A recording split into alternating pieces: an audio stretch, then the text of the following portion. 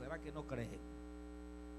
Así que vamos a orar, vamos a leer la palabra del Señor también y vamos a orar, y a Dios sea todo el honor y toda la gloria por lo que Él hace, ¿verdad?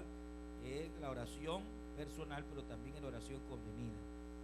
Jesús lo dijo: cuando dos de vosotros se ponen de acuerdo, oiga, acuerdo, mutuo acuerdo, para pedir algo al Padre en mi nombre, dijo Jesús, de cierto lo recibiréis. Dos. Ahora se imagina, se ponen más, ¿verdad? Hay más. Así que esta mañana más o menos unas 350 personas juntas, una oracióncita de esta a despegar, ¿o no? Así que vamos a orar, hermanos, vamos a pedir al Señor que Él se glorifique, y vamos a orar. Solo estoy dando lugarcito unos segunditos más para que descansen, ¿verdad? Para que ya podamos poner de pie. Pues si nos ponemos de pie y oramos, hermanos, vamos a orar puestos en pie.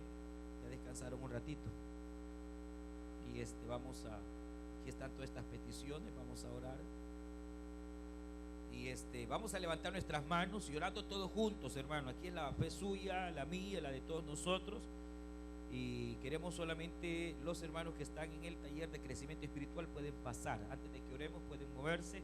Los que están en el taller de crecimiento espiritual, hermanos, pueden pasar ahorita mismo, bendito el nombre del Señor, para que puedan ya entrar a la clase. Ya está nuestro hermano Marvin ahí listo, ¿verdad, hermano maestro?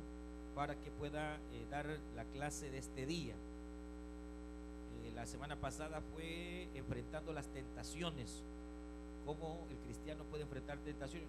No sé exactamente el tema que hoy corresponde, pero son temas muy interesantes, importantes. Así que pueden pasar, y vamos a orar ya. Vamos a poder orar, y levantamos nuestras manos y todos juntos, hermanos, en comunión, en mutuo acuerdo, tal y como nuestro Señor Jesucristo nos lo enseñó. Así vamos a orar. Levante sus manos y con toda la fe, creyendo que esta mañana Dios nos va a hablar. Pero igual cada petición que ha llegado hasta aquí, Dios va a hacer la obra. En este mismo momento Dios dará la palabra, Dios dará la salida. Solamente cree, hermana, solamente cree, varón. Levanta tus manos y oramos. Buen Dios y Padre que estás en los cielos, Señor, venimos delante de tu presencia, creyendo en tu palabra, oh Dios, que a través de tu Hijo nos diste, que si dos de vosotros nos pusiésemos de acuerdo para pedirte algo, Señor, tú lo harías.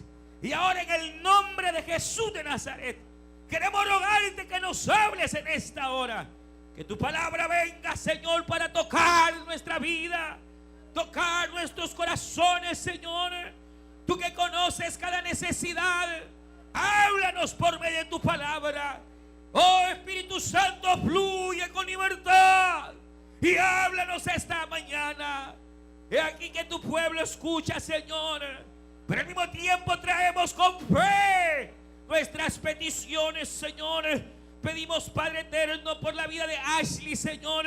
Pedimos, Señor, por Giselle Bautista, Padre. Oh Dios, ella tiene neumonía, pero tú puedes sanarle en esta hora. Llega donde ella está, Padre, y opera en el nombre de Jesús. Y conforme la fe de tu iglesia, llega ahí donde está, Señor, y seca toda pulmonía. Echamos fuera toda enfermedad. Pedimos, Señor, en el nombre de Jesús por Isaías, Señor. Pedimos, Señor, en el nombre de Cristo por cada petición, Padre. Por Leticia, Señor. Oh Dios del cielo, fortalece su vida en el nombre de Jesús, y por cada petición aquí presente, Padre, obra. Que tú seas respaldando, guardando en el nombre de Cristo Jesús de Nazaret. Y habla a tu pueblo y opera fortaleza, Señor, y opera milagros en el nombre de Jesús de Nazaret, por quien te damos gracias, Dios bendito. Gracias, Señor. Amén, Señor, y amén, aleluya. Gloria a Dios, gloria al Señor. Vamos a abrir la Biblia, la palabra del Señor. Vamos a leer Evangelio según San Lucas, siempre capítulo 15. Estamos estudiando parte de la soberanía de Dios, del gobierno que Dios establece y de la autoridad que Dios ha dado al cristiano. Y decíamos la última vez que el Señor nos ha puesto como mayordomos.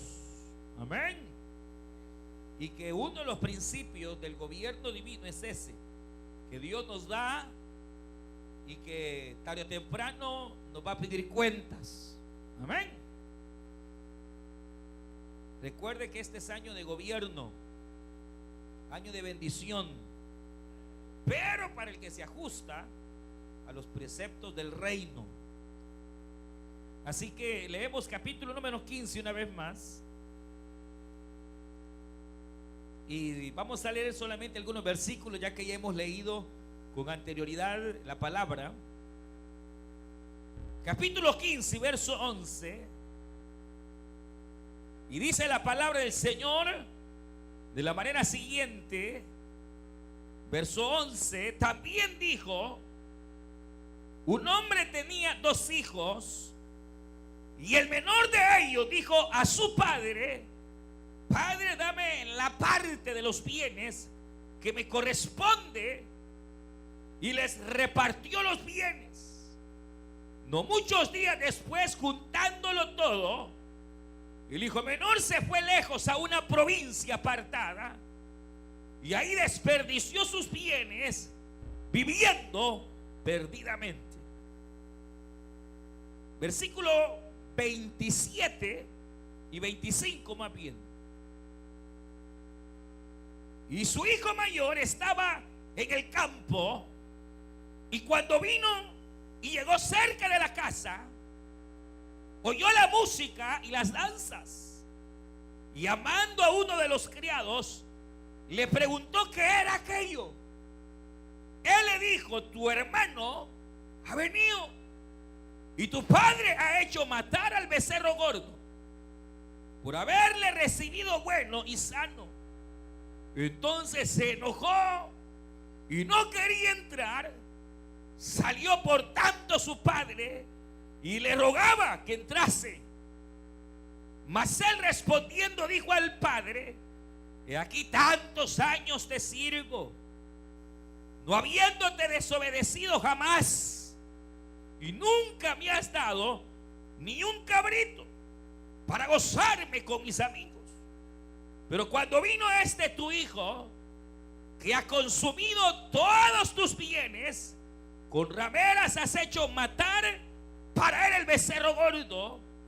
Él entonces le dijo: hijo, tú siempre has estado conmigo, y todas mis cosas son tuyas.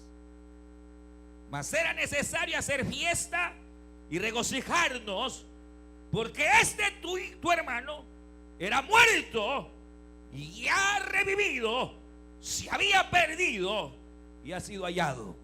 Gloria a Dios. Pueden tomar su asiento.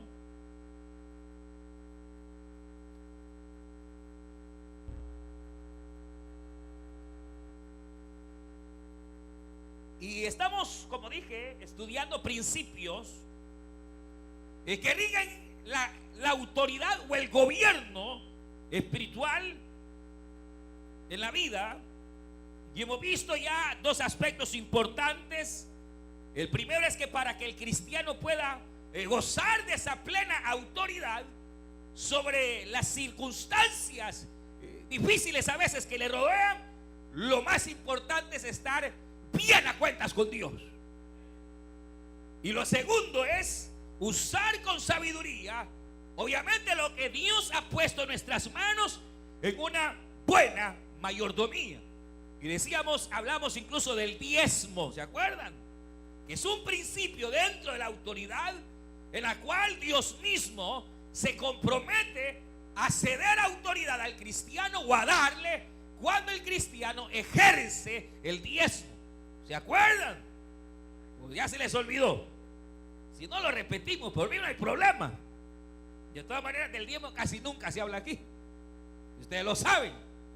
Pero la idea, obviamente, es que una vez más entramos a esta parábola que el Señor dio, y en donde estamos dándole una perspectiva un poco diferente a lo que estamos acostumbrados, ya que aquí se encuentra el otro gran principio dentro de la autoridad, o para poder gozar de la bendición o la autoridad plena que Dios nos ha entregado, y es precisamente la obediencia como muestra o evidencia de el estar sujeto a la autoridad. Nos brindará autoridad, es decir, la sujeción o el principio de la sujeción o sometimiento, para entonces gozar de autoridad. Y ese es el tercer principio o la tercera ley con respecto a la autoridad que Dios delega. El aprender, oiga bien, a estar en sujeción para entonces poder ejercer dominio y autoridad. Ahora, hermanos, cuando nosotros leemos esta parábola, y de hecho quizás tenemos la oportunidad de ir un poquito más a fondo de lo que realmente aquí ocurre, no todos tal vez logremos percibir el hecho tan solo de que había un padre, habían dos hijos, uno mayor, uno menor, y en donde el hijo menor, como hemos estado insistiendo, viene y en un momento dado quiere independizarse de su padre, tomar sus bienes, la herencia que a él le poseía por heredad, por costumbre, y él decide irse de aquella ciudad con aquello que es puesto en sus manos. Sabemos que lo malgasta, que se queda sin nada, y entonces regresa a la casa arrepentido, y el padre, que es toda misericordia, lo recibe y lo restituye. Ahora, obviamente la parábola en sí representa la misericordia del Padre, porque Dios es bueno y para siempre su misericordia. Que aunque el hijo ha fallado, Dios siempre da la oportunidad al que se arrepiente, aleluya, para que vuelva una vez más. Sin embargo, aquí hay detalles, por ejemplo, más curiosos, y el primero de ellos es lograr entender la razón por la cual, oiga bien, el hijo se fue de la casa. Porque de pronto viene el muchacho y dice: yo de aquí me quiero ir, me voy, quiero lo que es mío, quiero mi herencia y me largo. Ahora, la pregunta es: ¿por qué razón el hijo se fue de la casa? ¿Por qué razón el muchacho se fue de la casa? ¿Cuál fue el motivo? Pensemos. ¿Cuál fue? ¿Cuál creen ustedes que fue la razón por la cual él se fue? Piensen. ¿Por qué se fue de la casa? ¿Quería qué? Hacer su vida. ¿Qué más? ¿Quería su herencia? Claro, él quería la herencia antes que el viejito se muriera. Eso dice la Biblia. No es el que se muera y me queda sin herencia, o me quedo sin herencia, entonces antes de que se mueran me la agarro. Pero dice la Biblia que él, agarrando la herencia, él se quedó todavía en la casa algunos días, y hasta después decide irse. Entonces, ¿por qué se va? ¿Aburrido? ¿Qué más? Digan algo. ¿Por qué se va? Exacto. Lo que este muchacho no quería era estar bajo autoridad, bajo obediencia, bajo sujeción. ¿Por qué razón? Porque el ser humano, desde que nace corrompido en su naturaleza, al grado que posee, ya sea menos o mucho grado de rebeldía o de rebelión. ¿Está oyendo? Es decir, nos cuesta obedecer. Nos cuesta ser personas obedientes. Al contrario, el hombre, hermanos, tiene una naturaleza que va en contra de la autoridad. Y usted lo puede ver desde niñito. El papá le dice al niño: no toques, ahí va tocando. Le han dicho que no toque, pero ahí va tocando. Desde que el niño le dice: mira, no lo agarres, ahí lo agarra. Y lo que está haciendo, mire, la mumujita de meses puede tener, tal vez un año, pero esa mumujita lo que está haciendo es demostrando que él manda. Eso es desde los niñitos, hermano. Desde que uno es niñito, desde que está pequeño, uno ya viene con la naturaleza, hermanos, corrupta, con la naturaleza de pecado. Oiga bien esto, solo un paréntesis. Me decían ahorita unos hermanos al entrar, hermano, una sola pregunta, repito. Mire, oiga esto.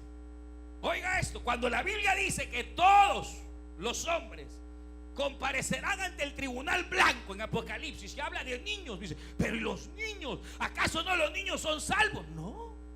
¿Quién ha dicho que los niños son salvos? Los niños de los cristianos, si mueren, son salvos. Porque Pablo dice que los niños están santificados, apartados para Jehová por la fe de los padres.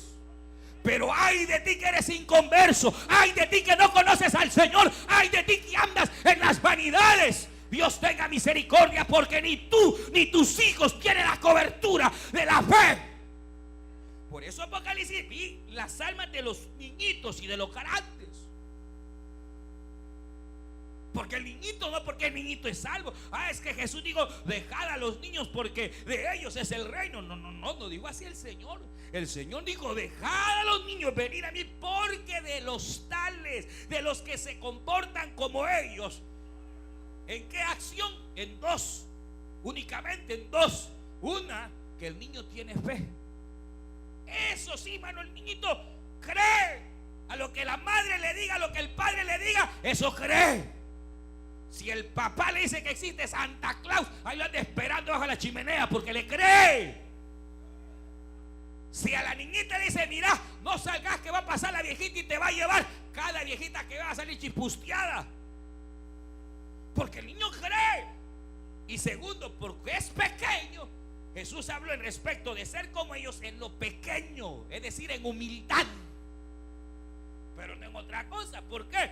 Porque los niños son rebeldes, son desobedientes. Mira, hermano, es decir que usted sabe perfectamente que el ser humano desde que nace con una naturaleza pecaminosa, que en el sentido de los que son pequeños, la fe de la madre que es cristiana, repito, la fe del padre que es cristiano, los cubre. Y eso lo dice Pablo en la epístola a los Corintios. Es más, cuando dice Pablo, oiga bien, que cuando el matrimonio es mixto, en el sentido de que uno de ellos es creyente y el otro no, y va a haber separación, Pablo dice que los hijos deberían de quedarse, oiga bien, con la persona que es cristiana, porque de esta manera vuestros hijos, dice Pablo, están siendo santificados, es decir, apartados para mientras llegan a tener raciocinio, llegan a tener conocimiento. Pero la cuestión, oiga bien, es que desde que uno nace, va naciendo con una naturaleza que se revela. Es más, usted mismo sabe que hay etapas en la vida donde la persona se vuelve más rebelde todavía. La adolescencia, la juventud, se vuelven rebeldes. Es decir, en ellos hay una serie de cambios y hormonas y tantas cosas que los impulsa, y la naturaleza pecaminosa los impulsa a ser rebeldes, nos guste o no. Y luego llega uno a vieja y a viejo y rebelde también. Hermano, si encontrar personas que aman la obediencia es difícil. Este hijo, hermanos, se quería ir de la casa porque ya no quería recibir órdenes. Él quería vivir la vida loca. Él quería gobernarse a sí mismo, y eso es algo imposible, oiga bien, porque una realidad es que el ser humano no tiene autonomía. Mire, Dios es autónomo. Él se gobierna a sí mismo. A Él no hay quien lo mande, porque es Dios para siempre. Pero al ser humano, o lo manda Dios o lo manda el diablo. Sí, como decía Martín Lutero, que al hombre o lo jinetea Cristo o lo jinetea el diablo. Pero que es libre, mentira. Allá anda el hombre proclamando libertad. ¿Cuál libertad? Si es esclavo de los vicios. Es que yo soy libre y hago con mi vida lo que quiera. Mentira, vive sujeto a las vagas pasiones, sujeto al pecado, a los vicios, a mentes corruptas. ¿Por qué razón? Porque el hombre jamás ha de vivir en una verdadera libertad. Es decir, ni el cristiano es libre, pues. ¿A ustedes creyeron que eran libres? No, nosotros no somos libres. ¿Saben por qué no somos libres? Porque estamos sujetos a Cristo. Digan gloria a Dios. Sí, por eso es que somos libres del pecado, somos libres de la muerte, somos libres de la condenación, pero sujetos y esclavos del Rey de Reyes y Señor de Señores. Y a su nombre, iglesia. Ahora, usted que hasta este día ha vivido sin Cristo, usted está libre de Cristo, usted está libre de Dios, usted está libre de la divinidad, pero es esclavo del pecado, es esclavo de la muerte, es esclavo, oiga bien, del mundo. Ahora, pregunta, ¿de quién prefiere ser siervo? Yo prefiero ser siervo de Cristo. ¡Aleluya! ¿Y usted? ¿Y usted? Claro, de Cristo. Pero viene la cuestión aquí, hermanos, para ir avanzando. Es que este hijo, según la escritura, era el hijo menor. Y entonces, como él era el hijo menor, él tenía que estar sujeto a su padre y a su hermano mayor. Usted recordará que en los contextos antiguos el hijo mayor era la representación del padre. Es más, el hijo mayor al único que tenía que obedecer era a su padre. Pero después de su padre, él podía darle órdenes hasta la mamá en aquella época. En aquella época, el hijo mayor era dueño de todo lo que tenía el padre por ser el primogénito. Él podía enviar, mandar como que si fuese el padre. El único que le podía poner freno al hijo primogénito era el propio padre. Y solo cuando el padre moría, entonces el hijo inmediatamente mayor tomaba la posesión de padre. Y entonces este dijo: si mi padre se muere y la herencia le queda a mi hermano, y si a este no se le antoja darme nada, entonces mejor antes que se muera yo le pido la herencia. Ahora, la cuestión era que bajo ese contexto, hermano, si el hijo mayor podía tomar decisión en los bienes, podía tomar como que si fuera el padre. Pero la idea aquí es, oiga, que incluso el hijo menor estaba entonces sujeto a la autoridad de su hermano mayor. Su hermano mayor le decía y él tenía que obedecer. Su hermano mayor dictaba y él tenía que obedecer. Pero ahora él, como hijo menor, también tenía autoridad, también tenía gobierno sobre parte de la casa. Él podía ordenar a los siervos, él podía enviar a la sierva, él podía ordenar siempre y cuando él estuviera sujeto a su autoridad inmediata, que era su hermano mayor. Estamos. Esto es como cuando se recuerdan los hijos de Abraham. Tuvo un hijo. ¿Cómo se llamaba ese hijo? Hijo de Abraham, Isaac. Isaac tuvo dos hijos. ¿Cómo se llamaban? Jacob y Esaú. De Jacob viene la nación de Israel. Pero Jacob tuvo 12 hijos. El primero de ellos era Rubén.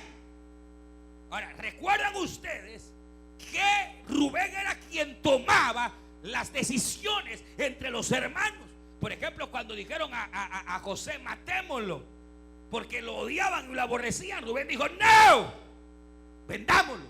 Y obedecieron. ¿Por qué razón? Porque todos tenían que estar sujetos al hijo mayor, que era Rubén, porque el hijo mayor estaba sujeto al padre. Ahora, esto es el principio de autoridad que Dios estableció. Si usted ha leído alguna vez Génesis, en el capítulo número 8 me parece, usted recuerda, por allá capítulo 6 comienza el llamamiento de Noé, allá el diluvio, capítulo 7, pero después de que ha venido diluvio sobre toda la faz de la tierra, ¿y a causa de qué fue el diluvio? ¿A causa de qué fue el diluvio? De que todo pensamiento del hombre y toda intención iba en contra de Dios. Rebeldía. Pero resulta que cuando Dios salva a Noé con su familia, de una manera, hermanos, si usted quiere llamarla extraña, a Dios se le plujo, a Dios le plació establecer una dispensación diferente. Porque cuando Noé sale del arca y sale con sus hijos, la Biblia señala que Dios hizo un pacto con Noé. Por ejemplo, antes del diluvio, a Adán Dios le había dicho: puedes comer de todo fruto, de todo árbol, pero no vas a tocar la carne. Es decir, no se comía carne. Usted lee Génesis, se da cuenta que Dios manda a Adán a que comiera todo fruto y todo árbol, pero no se podía comer carne. Pero en la dispensación de Noé, cuando Dios hace pacto con Noé, hay dos condiciones: vas a gobernar, vas a juzgar, pero ahora de aquí en adelante podrás comer carne. Solo limita qué tipo de carne y qué tipo de carne no. Pero Dios le da la autoridad al hombre, oiga bien, de matar animales para comer. Pero va más allá la autoridad que Dios delega al hombre, porque le dice a Noé: desde aquí en adelante, Noé, tú vas a gobernar. Y aquel que a espada mata, también a espada debe de morir. ¿Cómo se llama eso? Ojo por ojo, diente por diente. ¿Cómo se llama? La pena capital. Pero quiere decir que lo que Dios estaba estableciendo, ve acá, es que por primera vez el hombre sería gobernante del mismo hombre. Dios le estaba dando derecho al hombre de gobernarse a sí mismo. Por eso es que antes del capítulo 8 usted no encuentra en Génesis un rey, un gobernante. Usted no encuentra en Génesis un presidente. No, no, no. A partir del capítulo 8 comienzan los reinados, los reyes, los gobernantes, los grandes. ¿Por qué? Porque a Dios le plugo establecer su gobierno en el hombre, y que el hombre gobernara al mismo hombre. Y entonces Dios establece el principio de la autoridad, en donde Dios su autoridad en alguna manera la delega en los seres humanos. Ahora, por eso Romanos capítulo 13 dice: sométase toda persona, toda, no solo alguna, sométase toda persona a las autoridades, porque toda autoridad ha sido puesta ¿por quién? Por Dios. Sea buena o sea mala, ha sido puesta por Dios y debe de ser obedecida. ¿Por qué? Dios lo hace con la intención de que el hombre pueda gobernar en justicia y en rectitud. Obviamente el hombre no lo hace por la naturaleza pecaminosa, y ahí es el hecho que todo aquel que ha sido puesto en autoridad para bendecir un país, para bendecir una nación, y salió ratero, un día va a ser juzgado delante de Dios también. Por eso nosotros no podemos señalar a los gobiernos, no podemos señalar las entidades que juzgan, porque el que las va a juzgar es Dios. ¿Está oyendo? ¿Está oyendo? Si no, lea Romanos 13, donde dice que todos debemos estar sujetos a las autoridades superiores, porque Dios las ha puesto. Pero ¿qué es lo que pasa? Que uno tiende a resistir a esa autoridad. En la casa Dios ha puesto un orden, ¿o no? Y Dios establece, mire, ¿cuál es el principio de autoridad eterna? Dice Pablo: Dios es cabeza, ¿sí o no? Y Él es la cabeza de Cristo. Ahora, usted debe entender que este es un misterio, porque Dios es uno. Amén. Dios en su esencia es uno, pero Él subsiste en la naturaleza divina. Subsiste el Padre, la persona del Padre, la persona del Hijo y la persona del Espíritu Santo. Dios es uno en esencia, pero subsisten tres personas diferenciables: Padre, Hijo y Espíritu Santo, y los tres son una. ¿Por qué? ¿Por qué? ¿Por qué son uno? Porque poseen la misma esencia, porque tienen la misma voluntad, el mismo deseo, la misma mente. Jamás el Padre peleará con el Hijo, jamás el Espíritu contradecirá al Hijo, jamás. Viven en una perfecta armonía, por eso son uno. Y no son tres dioses. Fueran tres dioses si cada uno tuviera una esencia diferente, pero como tres tienen la misma esencia, son uno. Y fueran tres dioses si ellos mismos, hermanos, se contradecirían en sí mismos. Pero no, hermano, ¿y cómo es esto? Capítulo 17 de San Juan. ¿Cuántos discípulos eran? ¿Cuántos? 12, y eran más. 12 eran los escogidos para ser apóstoles, pero más o menos el Señor tenía 120 discípulos, más o menos, hombres y mujeres que le seguían. ¿Sí o no? ¿Verdad? 12 eran los llamados a ser apóstoles. Pero en la oración Jesús dice: Padre, te ruego que estos 120 sean uno. Sean uno, como tú y yo somos uno. Pero eran 120. Sí, pero Jesús quería que fueran uno. ¿Y cómo se iban a hacer uno? Cuando tuvieran una misma mente, un mismo corazón, un mismo sentir, una misma esencia, entonces ellos serían uno. Es más, Cristo dijo: y en esto conoceréis que soy mi discípulo, y el mundo verá que soy mi discípulo, en que os améis los unos a los otros. Ahora, por eso usted no ve a Mateo peleando con Pedro, no ve a Pedro peleando con Juan, no ve a Juan peleando con hermano, con no. Al contrario, cuando vino el Espíritu Santo, todos eran uno. ¿O no? Pero Andrés era Andrés, Pedro era Pedro, Juan era Juan, pero eran uno. Esa es la Trinidad, ¿verdad? Es como el principio de la unidad del matrimonio. La Biblia señala que mi esposa y yo somos uno. Uno, dice que el varón dejará a su padre y a su madre, se unirá a su mujer y serán una sola carne. Eso es física, emocionalmente, espiritualmente. Mi esposo y yo somos uno, no somos dos. Fíjese, pero ella es ella y yo soy yo. Pero tenemos la misma esencia. Y si andamos en el mismo espíritu y andamos en la misma emoción y en la misma voluntad, somos uno. Pero, oiga bien, cuando la Biblia dice que Cristo está sujeto al Padre, es que por concesión, por hermano voluntad propia, el Hijo eterno de Dios decide someterse a la voluntad del Padre. ¿Estamos? ¿Pero por qué, hermano? Porque el primer pecado en el universo, el primer pecado en la historia, el primer pecado registrado fue la rebelión. Cuando Satanás se rebeló contra Dios, y que el Señor lo reprenda. Entonces Jesús, para remediar el problema de la rebelión, viene y hacen al hombre.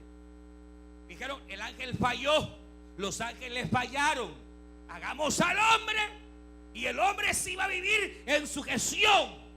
Pero resulta que al hombre le ponen una prueba: de todo árbol podrás comer, menos del árbol que está en el huerto, que es el árbol de la ciencia del bien y del conocimiento del bien y del mal. No lo comeréis. Pero ¿qué era? ¿Por qué Dios le pone el árbol? Porque Dios lo que quería era probar que el hombre podía vivir, hermano, oiga bien, en perfecta obediencia, en perfecta voluntad. Porque el primer pecado fue la rebelión. Y entonces viene el hombre, y en lugar de vivir en plena obediencia, en pleno sometimiento, ¿qué hizo el hombre? ¿Qué hizo el hombre? Desobedeció, es decir, se rebeló. Entonces, como fallaron los ángeles, como falló el hombre, Dios mismo en su Trinidad hay un mutuo acuerdo, y el Hijo, siendo Dios, no escatimó el ser igual a Dios como cosa a la cual aferrarse, sino que el Hijo de Dios, hermano, se somete, y en un trato con la Trinidad dice: Padre, me voy a someter a tu voluntad e iré a la tierra, me haré hombre. Y así descendió el Hijo del Hombre y se hizo hombre, y estando en estado de hombre se humilló más y se hizo siervo. Por eso Hebreos dice que Jesús aprendió obediencia, porque la obediencia hay que aprenderla. En el caso nuestro, porque usted y yo somos desobedientes ya por naturaleza. En el caso de Cristo, por ser la autoridad, hoy tenía que someterse a la voluntad de alguien, y viene Jesús y se somete a la voluntad del Padre. Y cuando anda Jesús en la tierra, nada hace sino la voluntad del Padre. Por eso usted ve a Jesús diciendo: nada hace el Hijo sino lo que ve hacer del Padre. Nada he hecho hasta esta hora sino lo que Dios me mandó a hacer. Mire, y Jesús vivía en perfecta obediencia con el Padre. En todo lo que él hacía era mandato de Dios.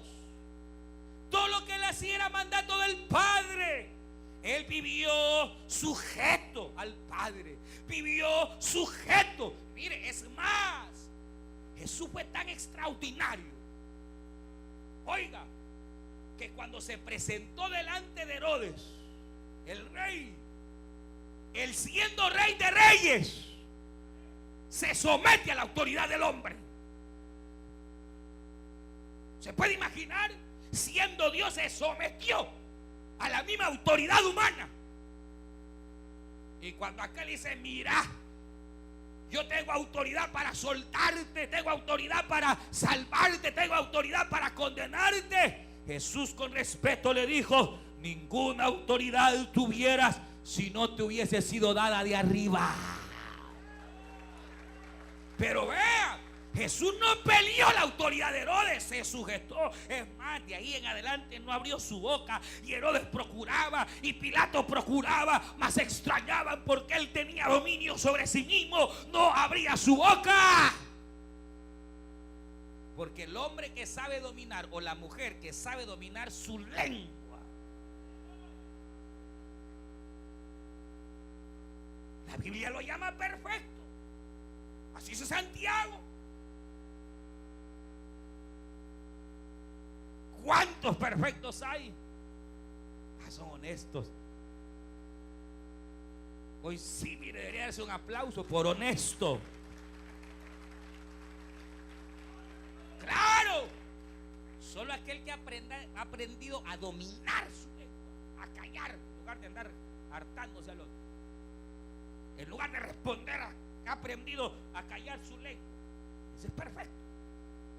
En lugar de ser respondonas, en lugar de ser ultrajadores. Pero dice que ese es perfecto. Pero esa es otra cuestión. La cosa es que el Señor mostró tan sujeción que hasta sujeta a sus labios, se calla delante de Pilato, se calla delante de Herodes. Hermano, se sujeta a la autoridad de Herodes. Cuando está allá en el Getsemaní, hermanos, el Señor tenía la libertad de no ir al Calvario, usted lo sabe.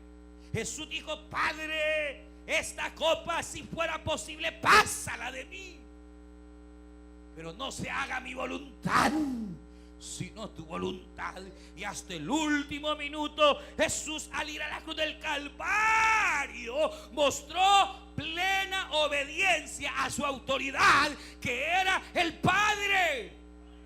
Ahora, por eso es que usted entiende que mientras Jesús estaba en la tierra, Él tenía toda autoridad, y reprendía al mar y el mar le obedecía, y reprendía a los vientos y los vientos se calmaban, y reprendía a la enfermedad y la enfermedad le obedecía, y reprendía a los demonios y los demonios salían, porque toda autoridad le fue dada al Hijo de Dios.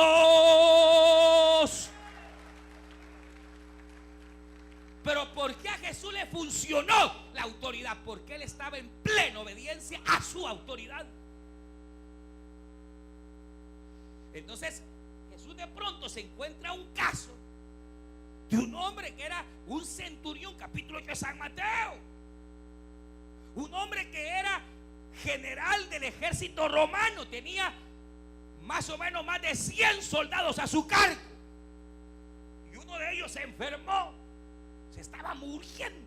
Y va corriendo, oye que Jesús está bien delante de Cristo y le dice: Señor, mi criado está enfermo, gravemente atormentado, pero yo vengo a ti para que tú des la palabra y le sanes, porque yo soy hombre con autoridad. Y le digo a mis soldados: hagan y hacen. Y le digo a mis soldados: vayan y van. Porque yo soy hombre con autoridad, pero yo también tengo mi autoridad y le obedezco a mi autoridad. Y hoy reconozco que tú eres la autoridad de autoridades, el Señor de señores, el Rey de reyes, el Rey de la gloria. Pero oiga, el centurión dice: yo tengo quien me manda y le obedezco en todo. Entonces, como yo obedezco en todo a quien es mi autoridad, yo a soldado que le digo que haga, lo hace igualito. Dicen: hermano supervisor, ay, va pero a regañadientes. Hermano líder, me puede hacer tal cosa, y hace lo contrario. Hermano, mire, hagamos aquí, hagamos allá, solo a mí me manda. ¿Pero por qué? Porque es que a veces se revela la autoridad. Todo es fácil, ve acá. Mire, pero le voy a decir algo. Antes de esto, Jesús dijo estas palabras extraordinarias. ¿Cuántos han leído esa porción? Capítulo 8. Jesús, cuando ve, le dice: maravillado. Jamás. Diga conmigo: jamás. Jamás he hallado tanta fe. Mire, jamás he hallado tanta fe, ni en todo Israel. ¿Por qué? Porque la sujeción requiere fe, requiere obediencia. Y entonces el centurión, como él era un hombre obediente, cuando él daba una palabra, esa palabra se cumplía, porque cuando a él le daban una palabra, él también obedecía. Claro, entonces Jesús dijo: ni en todo Israel he encontrado tanta fe. Y entonces Jesús dijo: no, este es digno de que yo vaya a su casa. Y entonces Jesús le dice: yo iré a tu casa. No, Señor, no entres a mi casa, porque yo no soy digno. Solo di la palabra, y yo sé que así será. Y Jesús estaba a distancia. Y Jesús dio la palabra, y la palabra llegó donde estaba el criado, y aquel criado enfermo fue sano para la gloria de Cristo. Se levantó y comenzó una vez más a obrar y ejercer su tarea. Aquí está el hecho, igual que en la vida. Mire, en la vida, en el trabajo, en la vida secular, nos guste o no, tenemos que aprender a estar bajo sujeción. El forma, esa es su autoridad. El dueño del negocio donde usted trabaja, él es la autoridad. Y él ha sido investido de parte de Dios, hermano. Porque a mí la Biblia me dice que toda autoridad es puesta por Dios. Toda. Ahora, y ese es el ámbito secular. Sea buen presidente, sea malo, sea mañoso, sea lo que sea, Dios lo ha puesto. Y si hace bien las cosas, Dios lo va a juzgar. Y si las hace mal, Dios también lo va a juzgar. Pero ¿cuál es mi compromiso? Estar sujeto. Ahora, si eso es en lo secular, ¿cómo no será en la iglesia? Porque al fin y al cabo, hermano, el policía es autoridad secular. Pero espiritualmente hablando, ¿cómo es la cosa? Espiritualmente hablando, Dios es el Padre. Padre es autoridad de Cristo. Cristo es la cabeza de todo varón. ¿Dónde están los varones? Hay pocos. ¿Dónde están los varones? Cristo es la cabeza de los varones y los varones son la cabeza de la mujer. Y la mujer son la cabeza de los hijos. Y ese es el orden que Dios ha dispuesto. El orden de vida no puede ser alterado, no debería de ser cambiado. Pero ¿por qué es? Por ejemplo, hoy están tratando de encontrar una respuesta del caos que hay. ¿Y por qué es que Estados Unidos sobre todo está en esta crisis espiritual, emocional, en una crisis espiritual horrible, lleno de tanta maldad, tanto ateísmo, tanta corrupción? Y por ahí sale que se levanta un hombre que ha sido muy criticado, que dijo: mire, yo le voy a decir el problema de Estados Unidos. ¿Cuál es? ¿Cuál? Dijeron todos: que no hay hombres en la casa.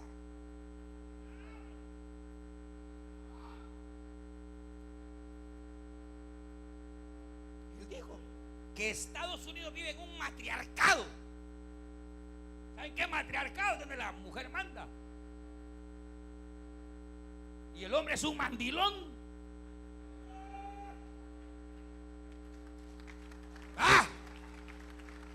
Sí, es cierto. Si usted ve cuál es el prototipo de la familia americana, que la mujer es la que manda y el hombre echadote en el sofá no hace nada.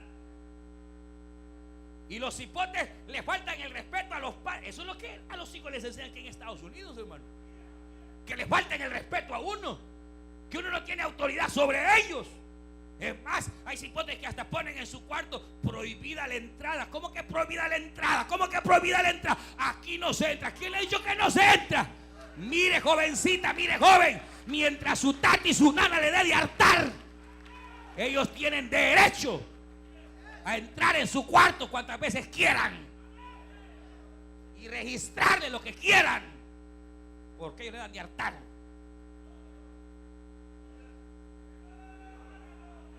¿Le guste o no? Claro, porque ahí empieza el problema. Los jóvenes se rebelan contra los padres y las mujeres se rebelan contra el marido y los hombres se rebelan contra la ley de Cristo. Es bien difícil que una mujer se sujete a un hombre que está rebelándose contra Cristo. Que hay áreas en su vida en donde está quebrantando la ley del Señor. Si para que el orden se restablezca, el primero que tiene que empezar soy yo, es usted como hombre de la casa, y debe de comenzar a someterse a Dios y a su palabra y obedecer en todo lo que la Biblia le manda. Y como hombre aprender a ser sujeto a su autoridad espiritual. Porque si usted no obedece a su autoridad, o usted rebelde a su autoridad espiritual, ¿qué dice el escrito de los Hebreos? Dice: hermanos, obedezcan a sus pastores en todo. Obedezcan a vuestros pastores. Están sujetos a ellos, porque ellos han de dar cuenta delante de Dios por ustedes. O sea, el pastor es una autoridad. En la misma iglesia el pastor va delegando otras autoridades que también igualmente deben de ser respetadas y reconocidas, para que entonces la bendición del Señor vaya fluyendo. Pero la cuestión es, oiga, que si el hombre se somete a Dios, si el hombre lucha por cumplir la palabra, de vivir en obediencia plena, verdadera al Señor, es muy difícil, pero muy difícil, que la mujer le sea rebelde. Es bien difícil, a menos que la mujer tenga graves problemas espirituales, que esté medio endemoniada, ni modo. Pero una mujer, miren, man, díganme ustedes al ver un hombre en la casa, aleluya, que las trata con amor, que las trata con respeto, que les provee lo necesario y que es sacerdote, no se van a sentir ustedes bien, mujeres, ¿verdad? Que va a andar queriéndole agarrar el pantalón la mujer al hombre si sabe que tiene un hombre en la casa. Pero como a veces se van, se pierden. Es más, hay varios que ni trabajan, no, que la pobre mujer es la que tiene que estar trabajando. está terrible. Cuando es el hombre el que es llamado, oiga bien, a traer, a dar, a proveer. Y entonces cuando la mujer viene y se vuelve rebelde y empieza a tomar posición de hombre, y el hombre también dice: no, mira, hagamos, no, nos vamos a hacer así. Y los hijos se espantan. Dice: bueno, ¿a quién le obedecemos pues? A este que está todo echadote aquí, que tiene cara de hombre, pero a saber. O a esta que tiene cara de leona. Entonces, como los hijos ven una disparidad de autoridad, ellos se vuelven rebeldes también. Ahora, pero si el hombre se sujeta a Dios, se sujeta a la palabra, si el hombre, oiga, ¿qué hubiera pasado? Oiga este cuadro. Si el hijo menor hubiera quedado viviendo con su herencia, ¿sujeto a quién? ¿A quién tenía que estar sujeto? No al padre. ¿A quién? A su hermano mayor. Por eso es que usted ve la reacción cuando el hermano mayor ve que el hijo ha regresado. Él se molesta. ¿Por qué razón se molesta? Porque él se fue porque tenía problemas con la autoridad de él. Por eso se molesta. Pero ¿qué tal si el hijo menor toma su herencia, sigue viviendo en armonía con su hermano mayor, sigue sujeto a su hermano mayor? Aún si se hubiera ido de la casa, yo le apuesto a que hubiera vivido sabiamente, a que, hermano, el diablo jamás hubiera entrado en su mente, en su corazón, para pervertirlo. Toda su herencia hubiera sido guardada si él hubiera aprendido a estar bajo sujeción. Pero el que nunca aprende a estar bajo sujeción, aunque quiera andar echando fuera los demonios que quiera, y aunque quiera andar allá afuera, hermano, dando los gritos que pueda, nada va a pasar. Porque para que la autoridad del cristiano fluya, debe de estar en plena obediencia, primeramente a Dios, segundo a su palabra, y tercero a su autoridad. Dice: la autoridad de la mujer es el hombre, tiene que estar sujeto. Ay, hermano, es que miren, este hombre que me ha... Pues enséñele usted, pero obedezca. Y usted debe de asumir las responsabilidades como varón que es. ¿Sí? Eso es lo que la Biblia dice: maridos, amen a su mujer. Porque no es cuestión de que aquí yo mando y que aquí yo soy como soy la cabeza. Si cuando les conviene, les conviene. Porque la autoridad no son gritos, no son regaños, no. La autoridad es respeto. La autoridad, hermanos, es dominio, sin violencia, sin hermano, sin manotazos, que aquí soy el hombre y hasta le golpean a la mujer, que el Señor reprenda. Eso hay que meterlos presos, ya lo saben, ¿verdad? Claro, para que aprendan. No se gana así la autoridad. Jesús no ganó la autoridad que tiene con violencia. No la ganó, hermanos, maltratando y sacando espada. Él ganó obediencia, siendo humilde, siendo sujeto al Padre. Él ganó obediencia, siendo perfecto en todos sus caminos, a tal grado que cuando resucitó se le dio un nombre que es sobre todo nombre, en el cielo, en la tierra y debajo de la tierra, y toda rodilla se doblará ante el nombre precioso de Cristo Jesús de Nazaret. Pero ¿por qué razón? Porque él ha aprendido. Ahora, para ir finalizando, nosotros debemos aprender a vivir, y yo creo que todos amamos a Dios, ¿sí o no? Entonces, primero, examinemos cómo está nuestra obediencia.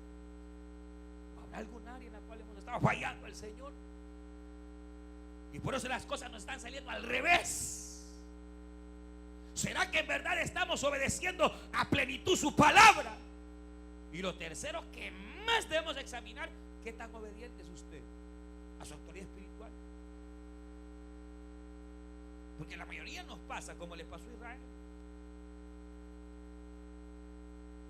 Porque mire, hermano, uno debe aprender algo. Allá afuera, mire, esto es así, le voy a explicar así rápido. Allá afuera, obviamente nos toca sujetarnos, ¿sí o no? Ya lo dijimos. Pero uno aprende a sujetarse a la cobertura o o a la investidura que se le ha dado a la persona. Por ejemplo, si a su jefe le pusieron una corbata, entonces yo le apuesto que por esa corbata que anda, usted le obedece. O al policía, usted va a cargar y ve al policía uniformado y el policía lo para, ¿qué hace usted? Para.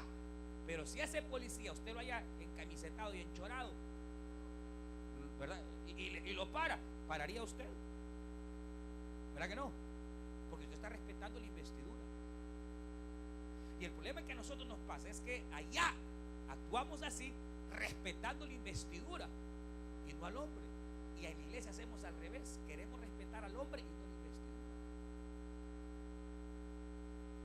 Entonces, como el hombre tiene un montón de errores, ese hermano aquí, ese hermano allá, ese hermano aquí, ese hermano allá, si ha sido puesto por Dios,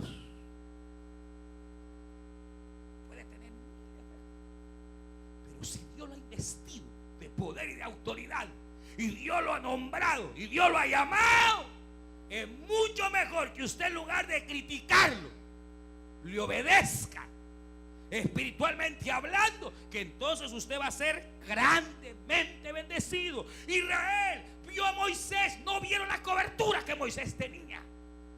¿Se acuerdan de Moisés? Él era manso, era tranquilo. Y como era tan manso y tranquilo que este Moisés es aquí, este Moisés es allá, este nos ha traído para más. Veían al hombre, pero no veían la investidura que Dios había puesto en Moisés. Y entonces, ¿por qué Israel perdía batallas?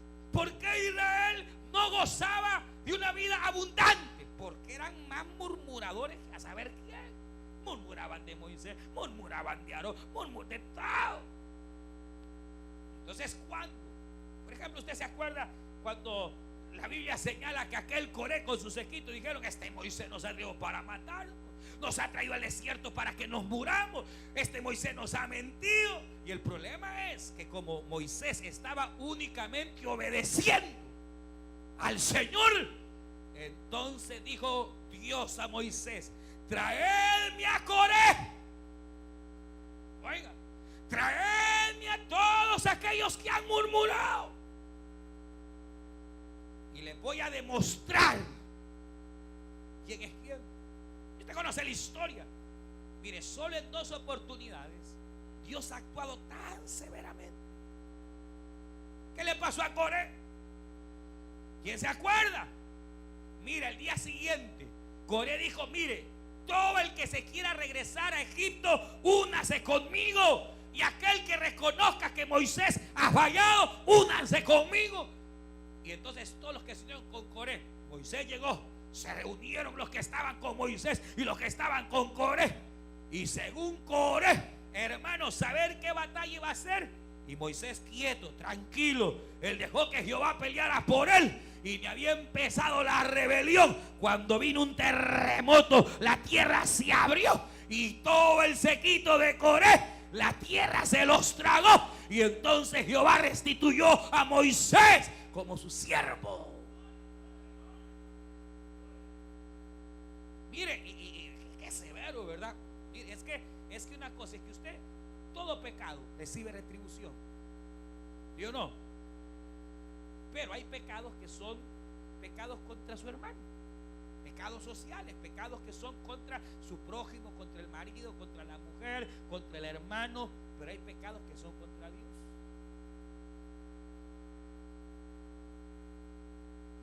¿Y cuál creen ustedes que son los pecados contra Dios?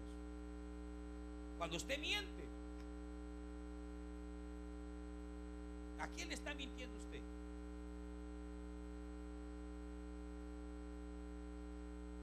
¿Será que le podemos mentir a Dios? No, porque Dios sabe toda la verdad. ¿Cuándo es que pecamos contra Dios? Cuando nos rebelamos. Por eso dijo Samuel, oiga bien, que pecado como adivinación, que es el pecado más aborrecido. ¿No creen que es el adulterio? El pecado que Dios más aborrece es el pecado de adivinación. El pecado de andar con los brujos y buscando que hagan los brujos aquí y que hagan los brujos allá. Es pecado de adivinación. 2 pecados son los que Dios más abomina: El pecado de la adivinación. ¿Y cuál otro, hermanos? La idolatría, exacto. Son los dos pecados. Y Samuel dijo, como pecado de adivinación es la rebeldía. Y como